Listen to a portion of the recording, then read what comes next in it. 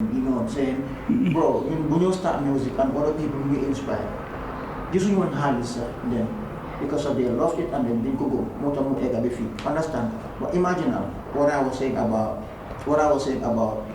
the audience. You know them they mislead a lot of times. A lot of times, like because yo, man, you're so fancy. So just like they never see me upload your share your flyer.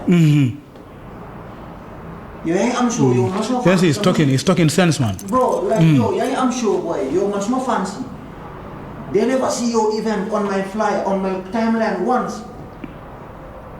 Actually, you silently telling them that I don't care about this nigga, bro. Like, you know what to lead the fans to how they're supposed to be because a lot of them don't know. They only go by assuming. More they think that this artist will not come. Jote and fake jote one. They create feud. Yeah. Learn more everybody, sir. Lead the audience are leading you now. Gambia, a lot of people are questioning now. What is next? Billy, they be like, Billy cross the border international. Sing I business, do better artists more about it. The artists don't talk subdue about the industry. Your industry more about it. The collaboration, more def. Let's say, for example, all these big Afrobeat songs and all the international crossover songs in the most of them, they couldn't see artists big time and go to this day. Better blog or better media house, no compose for this and artists can check out. Artists can collaborate with platforms, can collaborate with industry players, it's a whole long chain. Bro, at this point in time, in 2025, Billy Gambians are busy waiting for ST and Diesel conflict.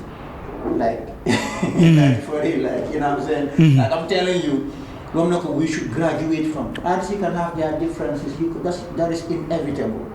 The conversation should be about creating wealth in the industry. I mentioned somebody someday. Nakala you create a wealth in the industry. That wealth might drive the industry, might drive the artists. Industry might the vehicle to transport all of us. You also know no motor visa, not how working for nyari artists, you need a vehicle to tell them. That vehicle might the industry will be more about wealth. So I'm going to cater for other people to be key players. Not that the music is still struggling. But anybody from any part of the world, so they go, boy, you people are talented. Talent is not a question. Well, we have to understand talent is not enough. How to market talent is just an introduction. So people are going to say, oh, you are talented, so okay. How to market that talent now? How to move that vehicle. Monya. It has to have that vehicle. So for me to talk about not only creative wealth in the industry, for example, over 5 years now, let's say open mic amateur. Moving on, because regardless when you move on, right? That's what it is more Agban platform. Mom, like how now some PT platforms you have maintained come. Those days open mic will pay at least 10, 12, 15 hours every year. For a show. At least 10 or 12 hours are going to make money from open mic. Imagine you 5 of that show. We're talking about at least 25 hours are going to be paid every year. At least incentives you can shoot your video. But Luma shoot in Nyamba Kawasaki. I think it comes from show money. Yeah. So somebody may come open mic. Guy fame, much to a video. I'm giving back to the industry because video maker they don't have. Yeah. Understand me? I'm not a vlogger that is on my payroll. I'm not industry before you create that wealth within. Yeah, it makes sense. That conversation, the are talented every year, new talent is gonna die. And see, and see, I don't want to cut you off, but I just want to chip in just to straighten your that conversation, your that information there. Like, let's look out to Senegal, like for now, for example, Senegal, like they have their differences in their music careers, like so hole deep nga hol ngaka, so hole wali nga hol Youssou Ndour, it's a different chapter, understand nga? So hole guy si music industry Senegal bi, they all have their differences. Yeah. But so anyway, ngane Senegalese music platform bi recently what I'm seeing in Senegal is really amazing. Te dama ko dee waxtaanee fii ak ñu bari ma leen ne xanaa xamu leen ne comme léegi nii Gambia moo gën a am marché soo waxee maquette pour jënda show business waxuma la jënda cassette jënda CD ou download streams de but soo waxee jënda show business jënda mooy dem fay ticket nga feesal stade nga feesal place Gambia ñoo gën a am marché boobu West Africa yëpp. Sénégal am coming Sénégal dib bëggoon naa def show ci seen stadium bi seen government bi nanguwuñ understand loolu bokk na ci lu gën a affect dib because dafa dem ba ci level bu nga xamante ne nii def na place yu ndaw yi yëpp def na Kaolack def na fu nekk but now comme gisul lu mooy def Gambia loolu la bëgg a def esti lu moo def Gambia loolu la bëgg a def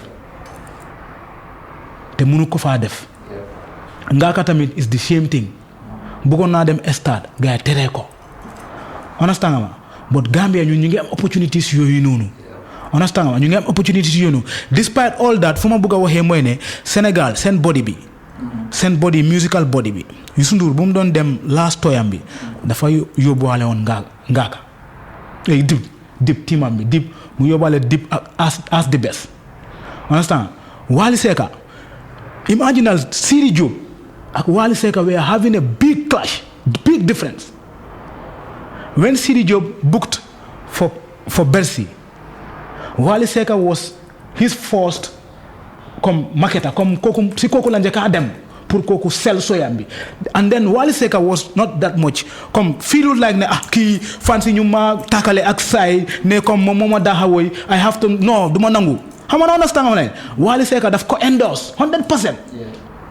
mu jógee foofu mu dem si ñoom Pape Diouf ñoo ñëpp endorse ko mu jëlaale gars yëpp mu jëlaale rapport yëpp mu yóbbu leen Sidi Diop laa wax de mooy 2024 for Senegalese music industry ñu ngi travel comme waxuma la comme ñoo Gambia de ñoom léegi bàyyi neen Gambia ñu ngi dem international understand nga ma so nga ñëwaat si Wally bu mu amee Bercy am bi mooy Adidas am bi ñëpp a ko endorse ñëpp xoolal Wally Adidas am bi muy taasukat muy rapa mooy ñoom Sidi Diop ñoom Mia Guissé the same thing xam nga that collective collaboration loolu moo tax gars yi di mun a make loolu noonu te imaginal soo demee Bercy o nga dem Adidas Gambian yi ñooy fly from Europe all over Sweden Germany Italy ñu feesal place yooyu noonu because of lu xew Sénégambian music la olof bi la laaka bi fii la ñoom ñoo mun a feesal foofu noonu tubaab yi xëy na dañ koo fill up de but comme ñoom ñoo nekk di main population ñoo nekk di main target. But out bi sax comme even si digg tubaab bi sax soo nekkee def yenn kind of show you only send it to Gambian crowd. Gambians ñoo ñeme going and spending on shows. That's part of our lives. Gambian is we have that heart of doing for people. We are the most accommodating people, but we are people we don't recognize ourselves a lot. Come, identify your weakness and your strength. A lot of people don't know this. Soon they forget to reflect and how can we capitalize on it. The audience, and then you look at grade 9, grade 10, 11, young kids, and then it might have advantage and disadvantage, but right now I'm talking about the power that is. Harry Hamna they are under 20 years old. That means Gambia, I'm now the potentials to move this industry, the same people for next 20 years again. You go to some countries, adults know the next issue. Because you send them, and adults their times will run out. Because you have to look at the longevity of a particular. So our population is very, very young. We have to look at that and then how we can take advantage of that and also maintain that. Jamal boys